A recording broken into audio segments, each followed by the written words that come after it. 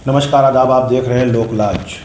दोस्तों, दिल्ली में विधानसभा चुनाव के परिणाम आ चुके हैं। दिल्ली में कमल खिल चुका है और साथ ही शुरू हो चुकी है इंडिया गठबंधन में सरफरोवर का खेल। दिल्ली में करीब 1.5 दर्जन सीटों पर आम आदमी पार्टी के हार की मार्जिन करीब 1000 से 1500 मतों के बीच रही, जिसका ठिकरा आम आदमी पार्टी या समाजवादी पार्टी सरीखे दल कांग्रेस के माथे मढ़ने में जुटे हैं। चुनाव के पहले जो चर्चा इंडिया ब्लॉक के भीतर हो जानी चाहिए थी, वो चर्चा अब हो रही है, यानी साथ मिलकर चुनाव लड़ना था। ये साफ था कि जब इंडिया ब्लॉक की फाड़ होगी, उसका ज़्यादा फ़ायदा भारतीय जनता पार्टी सीधे तौर पर ले जाएगी। हरियाणा के बाद महाराष्ट्र और उसके बाद दिल्ली में यही नज़ारा सामने आया। वो कहावत है ना कि अब पछताए होत क्या जब चिड़िया चुग गई खेत। हमने तो दो टूक कहा था कि दिल्ली में चाहे जो आरोप प्रत्यारोप का दौर रहे, लेकिन हकीकत यही है कि आम आदमी पार्टी का अति आत्मविश्वास कांग्रेस से दूरी की वजह रहा है और परिणाम सामने है। अब चलिए, जो हो गया, समय चक्र का पहिया उल्टा नहीं किया जा सकता। लेकिन अब सबकी निगाहें इस बात पर हैं कि आखिर दिल्ली में 27 साल बाद भारतीय जनता पार्टी की सरकार का मुखिया यानी मुख्यमंत्री कौन होगा। तो दोस्तों, चलिए, एक बात तो तय है कि अभी फ़िलहाल प्रधानमंत्री नरेंद्र मोदी फ्रांस के और अमेरिका के दौरे से पहले कोई फैसला नहीं करेंगे। लेकिन भारतीय जनता पार्टी आला कमान के स्तर पर जारी मैराथन बैठकों में के कुछ चेहरे हैं, शायद उनकी किस्मत खुल सकती है। मैं कारण समेत आपको अपने इस कार्यक्रम में वो जानकारी साझा करने जा रहा हूँ जो दोस्तों दिल्ली में भारतीय जनता पार्टी की जीत की बड़ी वजह जाट फैक्टर रहा है।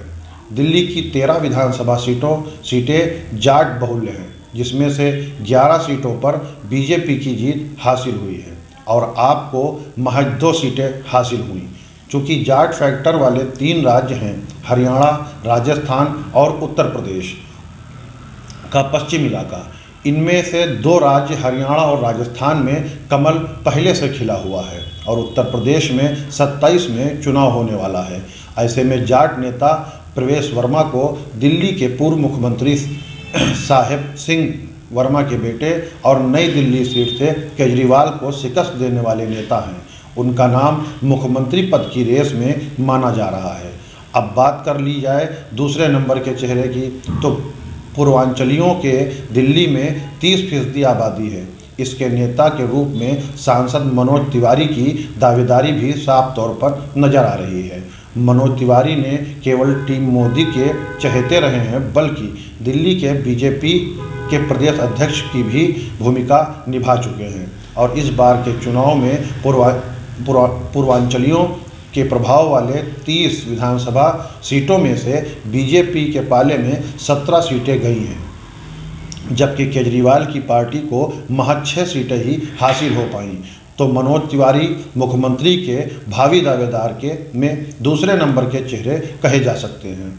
अब बात की जाए दिल्ली में पंजाबी मतदाताओं की, तो करीब 28 सीटें उनके प्रभाव वाली मानी जाती हैं, जिसमें से बीजेपी को 23 सीटें पर शानदार जीत हासिल हुई और पंजाब में शासन करने वाली आप की महज 5 सीटें पर जीत दर्ज हुई। इसके अलावा सिखों के प्रभाव वाली 4 सीटों में से बीजेपी को 3 और आम आदमी पार्टी को 1 सीट हासिल हुई। आप पूछेंगे, इस आंकड़े के आधार पर दावेदारी मुख्यमंत्री पद के लिए किसकी बनती है, तो वो है दिल्ली सिख गुरुद्वारा प्रबंधक कमेटी के पूर्व अध्यक्ष सिरसा साहब की। वे मेरे ख्याल से दिल्ली के मुख्यमंत्री पद का तीसरा चेहरा सिरसा हो सकते हैं। दोस्तों, आपको बता दूं कि जिन चेहरों का मैं जिक्र कर रहा हूं, अमूमन उनमें सबसे बीजेपी के चाणक्य कहे जाने वाले केंद्रीय मंत्री अमित शाह से मुलाकात कर ली है। बंद कमरे में क्या चर्चा हुई ये तो मैं नहीं कह सकता, लेकिन अनुमान ये जरूर लगाया जा सकता है कि अमित शाह ने उनसे फीडबैक जरूर लिया होगा। अब हम बात करेंगे चौथे नाम की, जो दिल्ली के मुख्यमंत्री पद के दावेदार हो सकते हैं, तो वो हैं मोहन सिंह बीस्ट। का नाम पहाड़ से आते हैं और दिल्ली में 6 बार से लगातार विधायक हैं। जहां तक बात की जाए पहाड़ी मतदाताओं की प्रभाव वाली दिल्ली की सीटों की, तो ये संख्या 35 के आसपास है, जिसमें से 25 सीटों पर बीजेपी को शानदार जीत हासिल हुई है। आम आदमी पार्टी का महज 10 सीटों पर ही संतोष करना पड़ा, यानी पहाड़ी मतदाताओं वाली सीटों पर बीजेपी को सर्वाधिक सीटें हासिल हुई। और वैसे भी पहाड़ी मतदाताओं की हिस्सेदारी करीब 15 से 16% के आसपास है। अगर केंद्रीय बीजेपी आलाकमान ने इस हिसाब से विश्लेषण देखा तो निश्चित तौर पर मोहन सिंह बिष्ट साहब की हिस्सेदारी खुल सकती है।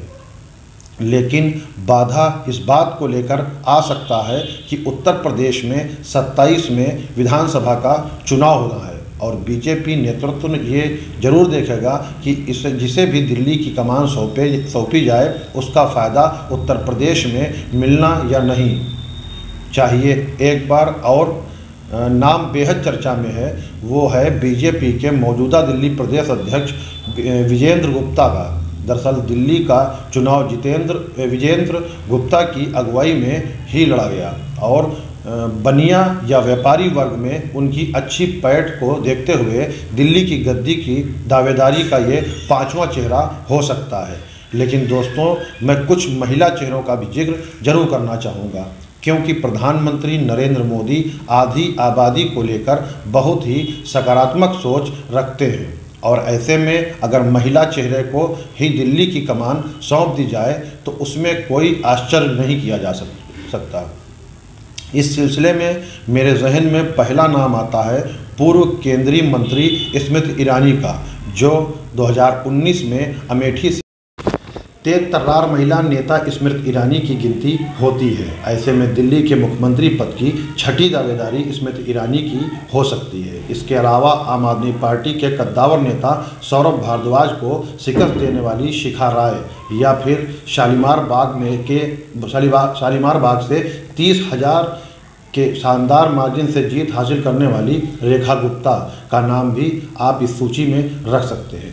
दोस्तों, ये तो एक आकलन है, मोदी और मोटा भाई इन नामों में से हो सकता है कि आला कमान की सहमति बन जाए। लेकिन मैं अक्सर अपने कार्यक्रमों में कहता रहता हूं कि मोदी शाह की सोच कहां तक किस तक पहुंचेगी ये कह पाना बहुत मुश्किल हो रहा है। वरना मध्य प्रदेश में एक ऐसा नाम मोहन यादव को कमान सौंप दी गई जिसको शायद खुद भी यकीन नहीं होगा कि वो मुख्यमंत्री पद के दावेदार हैं। यही कुछ छत्तीसगढ़ और राजस्थान में भी देखने को मिल चुका है। चलिए, मैं तो पहले ही मान लेता हूं कि जिन नामों की मैं चर्चा कर रहा हूं शायद इन नामों में से अलग भी कोई चौंकाने वाला नाम सामने आ सकता है। दिल्ली के अगले मुख्यमंत्री के तौर पर फिलहाल इंतजार रहेगा प्रधानमंत्री नरेंद्र मोदी के विदेश दौरे से लौटने का। लेकिन इन सबके बीच एक बात तो तय है कि जो मैं अपने कार्यक्रम किया इंडिया ब्लॉक को लेकर कि कांग्रेस से इतर एक तीसरा फ्रंट भी तैयारी ममता दीदी अखिलेश यादव केजरीवाल के जरिए चल रही थी, उसकी सुगबुगाहट शुरू हो चुकी है। ममता बनर्जी ने दिल्ली में कांग्रेस के सुपड़ा साफ होने पर सवाल खड़ा करते हुए कांग्रेस की नीयत पर सवाल खड़े कर दिए हैं। ऐसा ही प्रतिक्रिया अखिलेश यादव की भी आ चुकी है। आपको कांग्रेस को जमकर कोस रही है, तो होगा आप तक विश्लेषण को लेकर आते रहेंगे। आज के लिए बस इतना ही। वीडियो अच्छी लगे तो इसे शेयर करें और चैनल को सब्सक्राइब करना ना भूलें। धन्यवाद।